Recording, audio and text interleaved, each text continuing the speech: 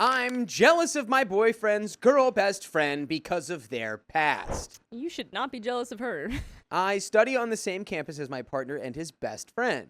This is my first year in college, and they're both older than me. For the sake of this story, I'm naming my boyfriend Jake and his best friend Gina. And by the way, this comes from user PalpitationPretty480. And if you want to submit your own stories, go to the r/OKStorytime subreddit. So, Gina and Jake shared an intimate history. They were in a situationship. They liked each other. They went on dates. They talked. They hooked up. Gina thought it was a good idea to hook up with girls, saying that she wanted to try it before dating him. Then eventually started hooking up with guys, and her excuse was that she was free to do whatever until they determined whether they wanted to start dating or not, which is okay if they were both on board, but they weren't. So Jake was mad and so against that and had an argument with her if that was the right thing to do.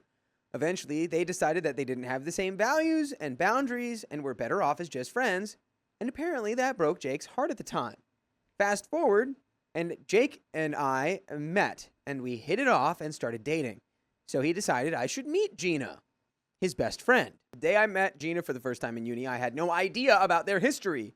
She was kind of friendly, random, and spontaneous, but said some weird things like bringing up how they met, aka their first date, their old inside jokes, and places they went to, and the whole time she was talking to him, not to me. Okay. And then talked about how I should trust him because he's respectful and all about consent and would never hurt me, which at the time I thought was weird. She brought those topics up in front of me, given that they, as I thought, were just friends. Also, the only talking to him is the biggest freaking red flag. Yeah, it's just like, jingle, I hi. hate that stuff. Well, over here, I'm a person. Do you want me to hold up a little video so you can watch it while I'm talking? Will that keep your attention? Yeah. The cherry on top was her saying that she never expected Jake to start something serious. She thought he'd always be single and hanging around her. I didn't think about what she said that much because Gina has a girlfriend now. Funny enough, they have the same name, LOL. After that day, my boyfriend told me about their history and why things didn't work out and how they stayed friends. Then a lot of things she said made sense. When I asked why he didn't tell me before I met her, his reason was that so I wouldn't make any assumptions about her based on their history together, but fully about her personality. Which also still didn't sound great, because she didn't talk to you. After he told me the reason he didn't date her, I was confused and asked him if the reason he wanted to date me was because I deleted all dating apps and cut off my sneaky links when we were in the talking stage. His answer was that it's not that specifically, it was one of the reasons, but yes, because we agree on the same boundaries, not like him and Gina, having arguments about hooking up when they didn't even start dating. Of course, that's a valid reason, since I agreed with him that she was in the wrong, but it made me so suspicious. I don't know why. Maybe him linking me and Gina and putting us in the same box. One evening, Gina invited me to hang out with her and her friends. They were kind and friendly like her, but since Jake wasn't around that time, she was really insisting on joking about me taking all of his attention away from her and getting backed up by her friends. As usual, I laugh it off and told her that I'll tell him to give their friendship more time. At the end of the evening, my boyfriend came to pick me up, and on the way home, I told him all that happened. He told me not to worry about Gina because she has a girlfriend now. But you could have worried if she didn't. Like, then you should worry. That's Yeah, what that feels like. exactly. You don't have to worry right now, babe. She's got a girlfriend. I couldn't go for her if I wanted to. You just gotta be ready to be worried later. Yeah. Sweetie. The second that you hear that she broke up with her girlfriend, you're going to have the biggest panic. But that's for later. He told me not to worry about Gina because she has a girlfriend now. What would she want from him? They're just friends. That's it. Me not wanting to be jealous or anything or an annoying girlfriend, of course, I believed him, even though I thought it in my mind, if she didn't have a girlfriend by now based on her actions, I'd be thinking that she's totally in love with him. Which is, it's impossible for someone to have feelings for someone else while dating another person. That's never happened, right? Jake and I think that talking about past relationships and traumas is healthy, so each one of us avoids doing things that hurt each other in one way or another. And given that I've been emotionally scarred from a lot of past relationships, I talk sometimes about my past, and he reassures me.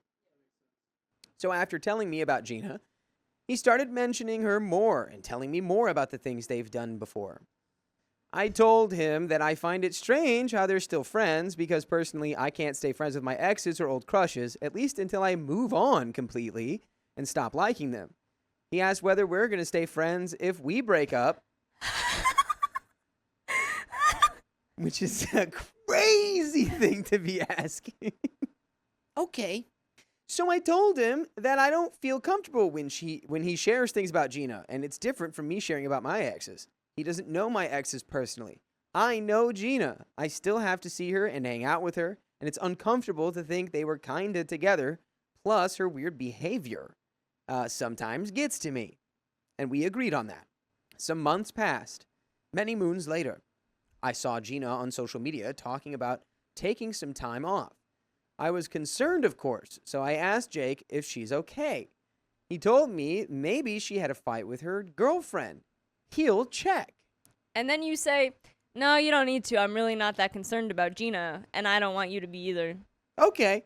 That day was a bad day for me. I failed an exam, and I was in a bad mood. I wanted to see him to cheer myself up, and of course, I was worried about Gina, but felt an ache in my heart seeing him worried too.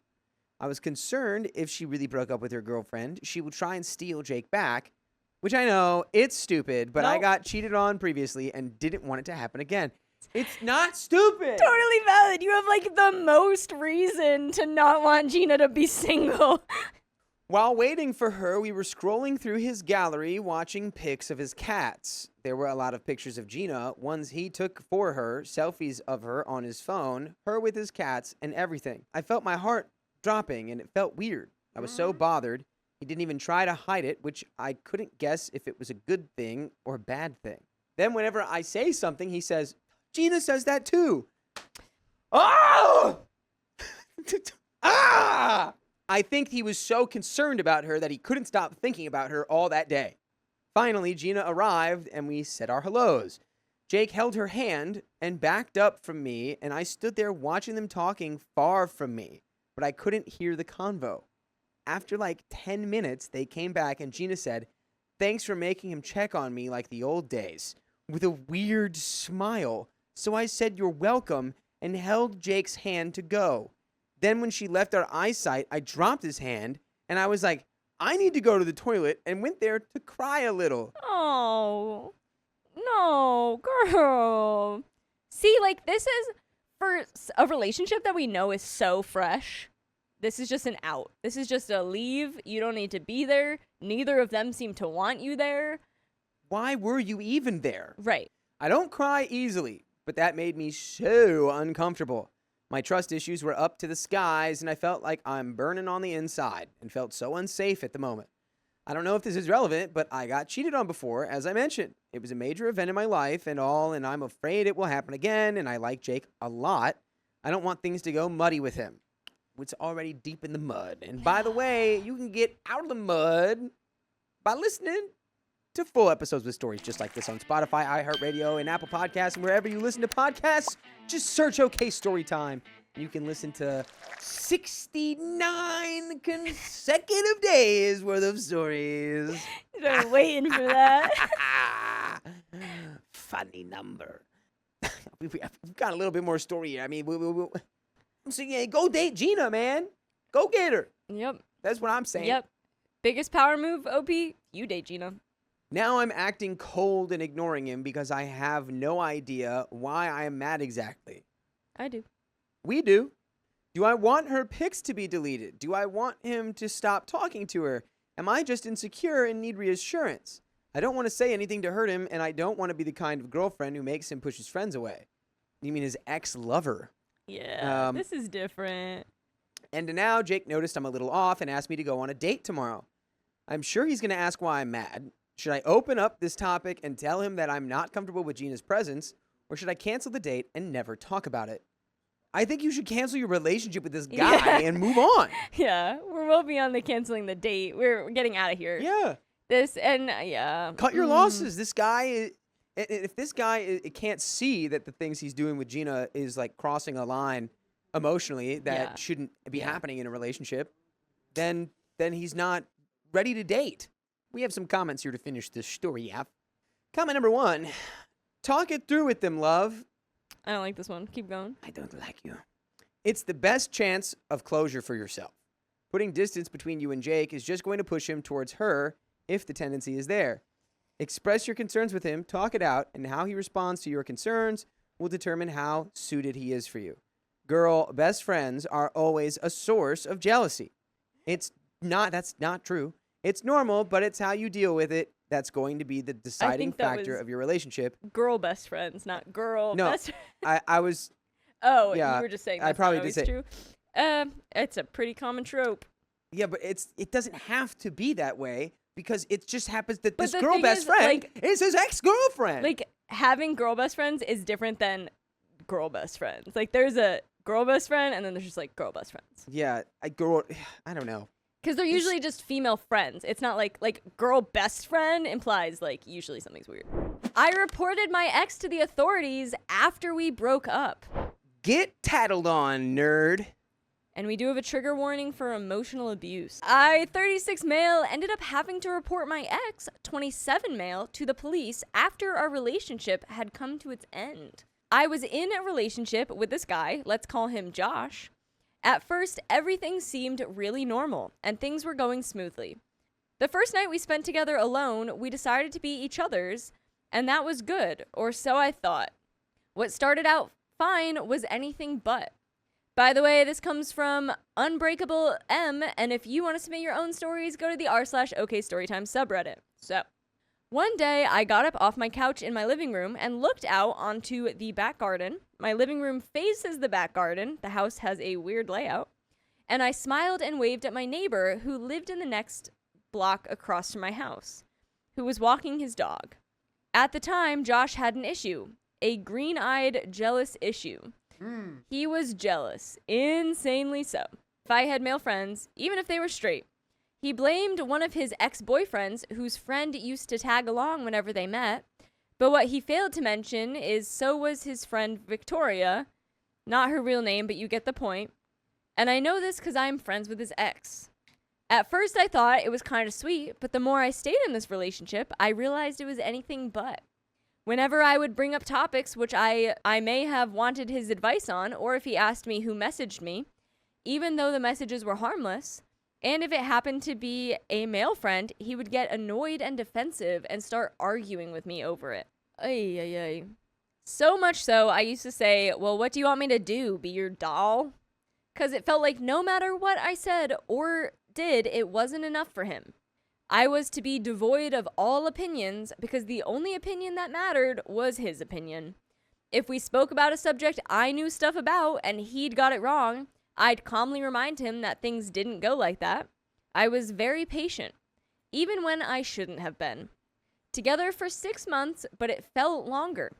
Another thing that struck me as odd was he got a full STD test done, which is fair play, I did the same. But the red flag came when, despite being given the all clear, he went and got an at-home HIV testing kit when I was supposed to be the only person he'd been intimate with, which struck me as a little odd. We broke up twice.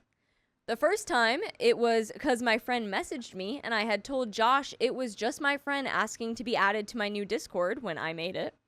He flew into a fit, instantly hanging up on me, then said in a harsh tone, "Forget it," as I was booking tickets to go see a movie in cinemas, and I asked, "Why? What do you mean?" To which he replied, "Because I'm done with you." I felt objectified. I felt like I was something that served a purpose, and now that my purpose was done, he threw me away like nothing. The breakup was brief, and he came back a couple of days later. He also used to make a scene. One example is when he wanted to buy me a gift, said I could pick any one gift, so I did, and he was going to pay for it. So we're waiting in line to be served, and the line is quite long. But what made matters worse is we were in line, and my cousin's mother was a couple of people in front of us. She likes to run her mouth in regards to any happenings. So we're waiting, and he is getting agitated. I didn't know if it was at the price of the gift, which, by the way, was only 23, I think that's euros. But then he said, "After this, I'm going straight up the road." Despite knowing we had plans to spend that day and night and tomorrow night together, to which everyone could see the awkward silence and embarrassment in my face, including my cousin's mother. He then walked out of line, leaving me there holding my item I wanted, which he then made a scene about me leaving the line to go after him to find out what's wrong, as I didn't know what was happening and felt really abandoned. He said I could have waited in line and paid for it myself, and I was like, with what money, Josh? You know I don't get paid till next week, babe, and you said you wanted to get me a gift, so if I'm paying for it myself, is it really a gift to me? He then stormed off like a child to his car and didn't slow down for me to catch up at all either. He normally did that whenever he didn't get his own way, too. He would threaten to leave me no matter where I was, and he, on occasions, has left me. Dang, so that's, you break up with this person. Yeah. We broke up in June because a now ex-friend of mine wanted me to meet someone he role plays with and calls his wife. And I'm like, Josh, this weird stuff is happening. Some guy's wife wants to talk to me on Discord. I find that weird. To which he replied, that's a red flag. You're a red flag. I'm done. And that was it. Broke up with me over the smallest of things, calling me a red flag and stuff. And I even multiple times explained to him that I found it weird and thought he'd agree with me on me that it was weird. His lack of maturity was showing then, but nothing compared to what happened at the end of June. Oh boy, here comes the end of June. It should be the end of your relationship already, please. And he'd blocked me on Facebook only to unblock me and try and pester me when I'm getting on with my life. I'm talking to his ex-boyfriend about all the stuff that happened and even compare notes about him. So he goes on to say, how dare you write I'm a lying S-bag on my Xbox account bio. And I'm sat there thinking, is this kid for real? Because seriously, he could have written that himself to pick a fight with me. Then secondly, how would I do that? I'd need his email he signed up with and password, none of which I had. He'd signed into my Xbox before, but after we split, I removed his account from my Xbox long before this happened. So I found it laughable. Then his messages moved on to pesterment and gaslight tactics. Now, if I hadn't suffered from another ex-boyfriend gaslight BS, then I would have probably caved into him, but I didn't. Kept talking about how it's about time people saw my true colors, and I was thinking to myself, what, purple with a few hints of pink? Sure. Then he brought my family into it, verbally that is, by saying I'm a bad son, grandson, etc., and I just rolled my eyes at that. Then went on to say, I don't like being told no, and I was thinking how ironic that is coming from him. I warned him multiple times to stop messaging me, to which he refused and said, fine, I'll report this to the police then, to which he rebuffed with, the only person who needs reported is you. Then added that I've to stop being so childish, ironic considering throughout our entire relationship I was being the mature one. Then called me manipulative, which wasn't unlike him. He made it clear I wasn't allowed male friends because he felt threatened by that. Then to get one final dig in says, can't believe I got bored at you from day one. To which I sent a gif of someone yawning because I was bored. By the way, you'll never be bored if you go and listen to stories just like this. Just go to Spotify, Apple Podcasts, or your favorite podcast app and search OK Storytime.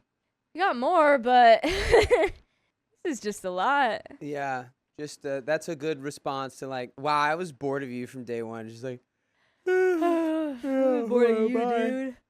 Yeah, just whatever. Just move on from this guy's an ass clown. Yeah. Leave him alone.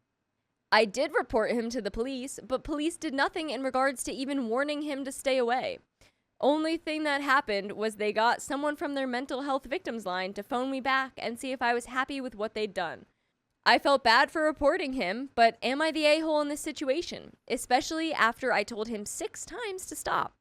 Also, during that, remember how I smiled and waved at my neighbor? He said that was me flirting with my straight neighbor, who was like a brother to me. Am I the a-hole? I don't think that you're it's not a-hole behavior to report someone. I don't think there was a reason to report someone. I don't think in any way it's going to harmfully affect him. I think you should have just blocked him on Xbox and moved on. Yeah, just block him, and there's nothing else that. If someone's like that in your relationships, like, you just have to be like, okay, Bye. Right. This guy just sucks. Let's Bye-bye. leave him and then not talk to him anymore. My boyfriend lied about drinking, and his boss condoned it. His boss was chill with that? Is he drinking at work? His boss is a chiller. By the way, there's a trigger here for mentions of past harmful relationships. I, 26 female, have been with my boyfriend Neil, 25 male, for a little over 3 years now. For some context, at the beginning, before we dated, I made it clear to him that I had a strict no drinking and no smoking policy for my partner. It was a deal breaker for me. I was aware that Neil enjoyed both smoking and drinking, but I didn't want to force him into a relationship with these rules reinforced on him, as it wouldn't be fair. I wanted him to know what he'd be signing up for if we dated. Neil was very much in love with me then and promised to quit both smoking and drinking so we could be together, which made me very happy. And by the way, this comes from user NoRich9749, and if you want to submit your own stories, go to the r/OK Storytime subreddit. So, in the first year, Neil struggled to keep his promises, and he would often slip back into his old habits of smoking and drinking. He told me I should be patient with him because it's not easy for people to quit their vices so quickly. Every time he felt like slipping into old habits, he would often lie to me about it, stating he needed time alone, which I respected, only to find out he'd been drinking again behind my back. He's like, babe, you don't understand. I need time alone to drink. Yeah, so I was a bit confused. The rule is just at all. It's not just like, don't do it with me. It's like, you can never do it. You need to find someone else that's also on that page of like, this is also a hard stop for me. Like, I also don't want that. You can't go into something with someone who's like into using that as a vice. Like, okay, Billy time. Date the person they are, not the person you want them to be. Yeah, exactly. It was very rough to say the least, but I gave him plenty of chances because I loved him and I understand struggling with vices must be difficult. So it would take time to adjust. I would say this cycle repeated around 5 to 6 times yearly, and every time it happened, it broke a piece of me. On our 3rd year, Neil told me he was very unhappy with how controlling I was over the things he enjoyed, and said it was because of me that he felt he could never be happy or enjoy anything of his own. It was extremely difficult for me to hear, but I wanted to keep the relationship because I loved him so much and put in so much work into it. So I ended up compromising. I told him I would allow him to drink at workplace events, but only if he would agree to the following: letting me know a day in advance so I can mentally prepare myself, drinking in moderation, less than 4 drinks, and giving me updates every 2 or 3 hours on how things were going to give myself some peace of mind. I want to know what happened that you're so stressed about this, Bubba. There has to be something. This has to come from some kind of place of distress or trauma or something, right? Something happened. Yeah. I was uncomfortable with it, but I prioritized him being happy and was willing to modify my boundaries for his sake as long as he could hold up his end of the agreement. So Neil agreed to this compromise, but lamented that I was still too controlling and there was no point in drinking without being completely wasted. And also called me a parole officer. So you guys should just break up, dude. Yeah. I told Neil he could take this compromise or just end things, and he took the compromise. Fast forward to the present. Yesterday, Neil told me that he had a workplace event to celebrate a colleague's birthday, and he would be abstaining from drinking to give me peace of mind. I was grateful and appreciative of him making an effort to be considerate of my feelings, and when the event rolled around today, I thought nothing of it, until Neil suddenly texted me out of the blue a few hours ago, saying he was going to have a couple of drinks. Admittedly, it made me very upset because I felt blindsided and hurt by this. I felt that he didn't hold up his end of his compromise by informing me a day in advance he was going to drink. He apologized for it when I communicated that I felt blindsided and promised he won't drink any more than he already did. I said I was grateful that he was trying to amend his mistake after realizing he messed up by abstaining the rest of the night, but I was still hurt by his dishonesty.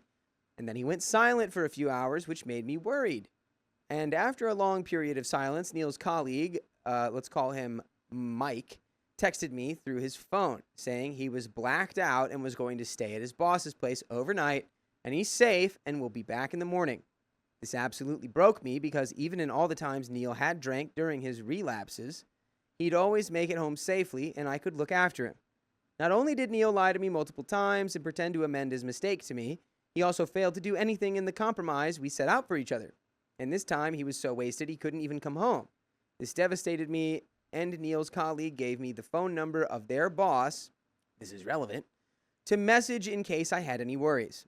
I was spiraling at this point and texted Neil's number, to which his boss presumably saw Neil's phone notification, took a picture of Neil being completely crap-faced, and told me that he's safe, and I had no business being so crazy spam texting and calling him. I should just be grateful he's safe and asleep in his house, after all.